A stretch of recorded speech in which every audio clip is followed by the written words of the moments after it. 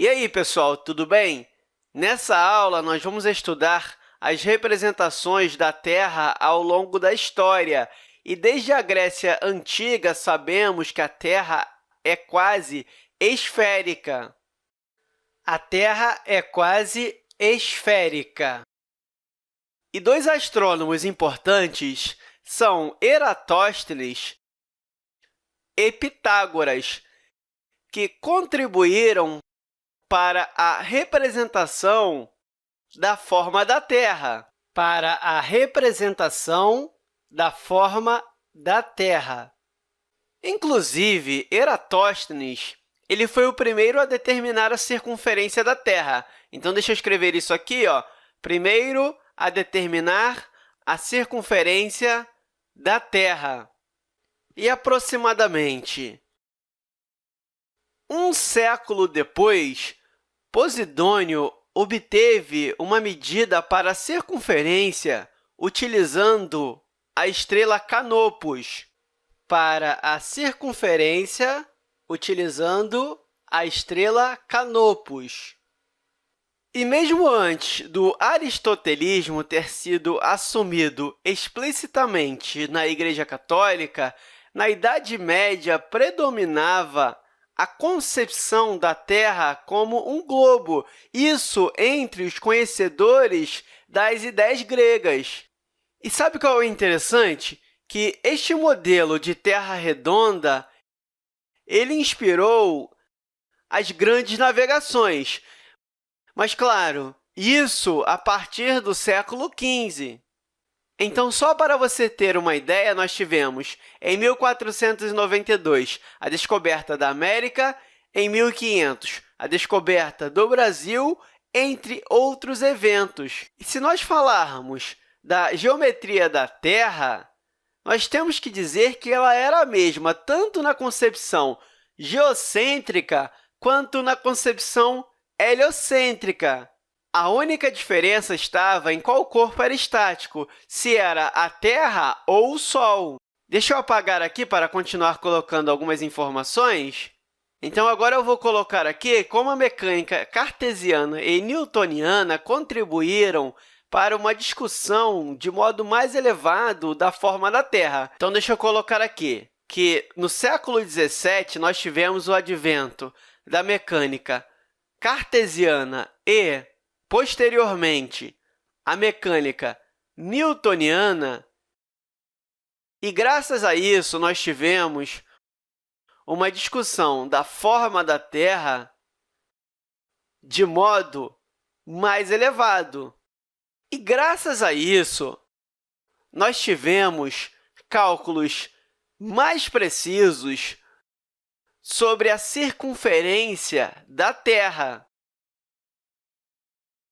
E, graças a esses cálculos, nós tivemos um astrônomo chamado Christian Huygens, que viveu de 1629 a 1695, que calculou que a Terra é um esferoide oblato. Mas o que é um esferoide oblato? Nada mais é do que um elipsoide de revolução, que tem o seu diâmetro equatorial maior do que o seu diâmetro polar, na razão de 578 para 577.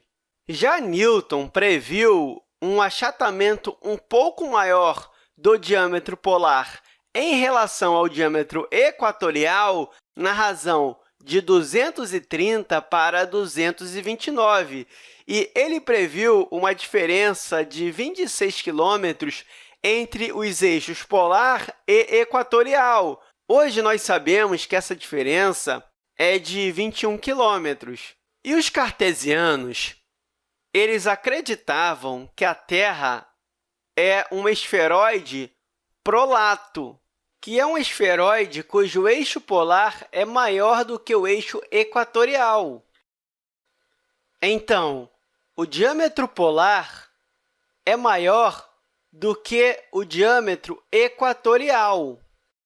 E, atualmente, a Terra é muito aproximadamente um esferoide oblato. Deixa eu mudar de tela aqui para nós vermos o modelo de Terra plana. Você já ouviu falar do modelo de Terra plana? Bem, o que eu posso dizer é que, nesses últimos tempos, a internet tem divulgado uma concepção de Terra plana, mas a única coisa que eu posso afirmar é que esta concepção entra em conflito com o conhecimento científico atual.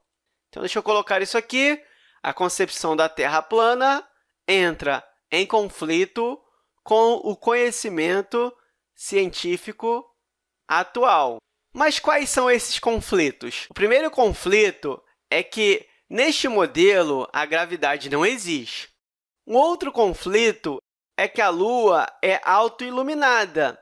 Nós também temos o Sol e os demais astros não se encontram a mais de alguns quilômetros de nós. Ou seja, neste modelo de Terra plana, o Sol, a Lua e os astros eles não estão tão longe de nós assim. Nós também temos que a Lua e o Sol descrevem órbitas paralelas à superfície da Terra,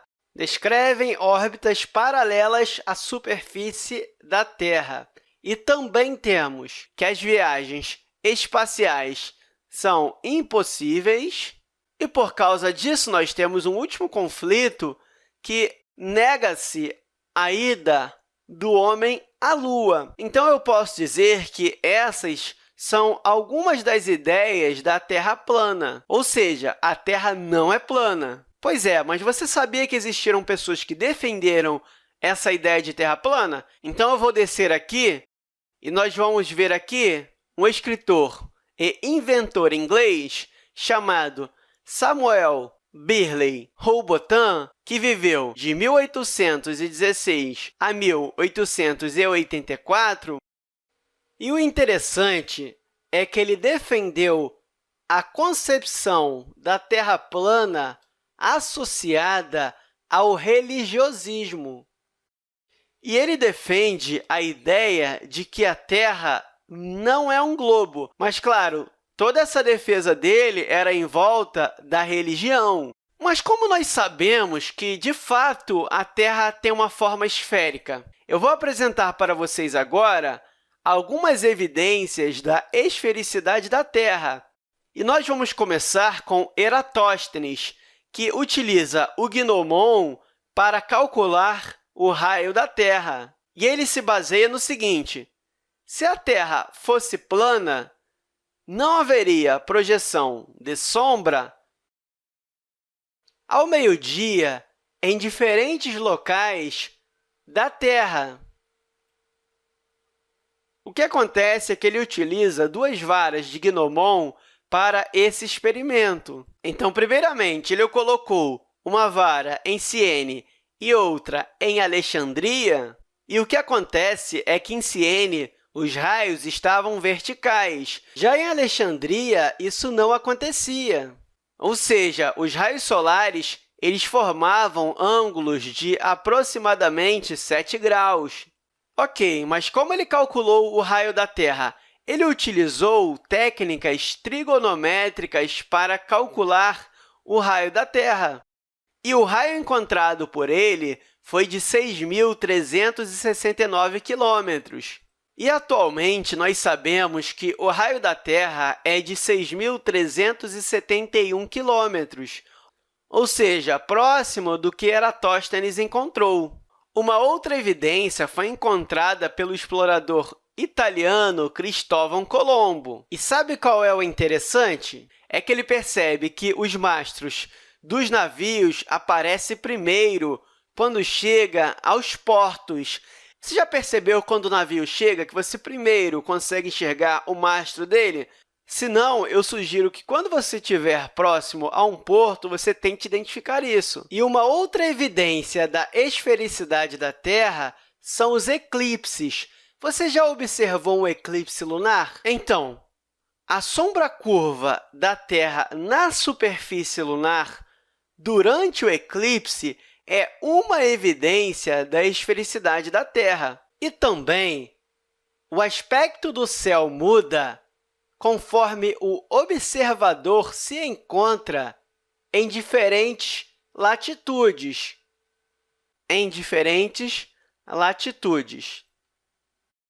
E uma última evidência da esfericidade da Terra talvez seja mais óbvia, que é a Terra vista do espaço. Então, nós temos esta imagem aqui, que foi tirada pelo Apollo 8, que foi a segunda missão tripulada do projeto Apollo. E aí, por observação, nós chegamos à conclusão de que a Terra é esférica. Enfim, deixa eu mudar de tela aqui para nós terminarmos essa aula. E nós vimos alguns modelos da forma da Terra. Então, nós temos a esferoide, que é a forma aproximada. Nós também temos a geoide, que é a forma verdadeira, que está em azul. E, por fim, nós temos a elipsoide, que é a forma mais aproximada. Então, a forma verdadeira da Terra é uma geoide, e isso acontece devido a ações gravitacionais. Mas, enfim, pessoal, eu vou ficando por aqui. Até a próxima aula!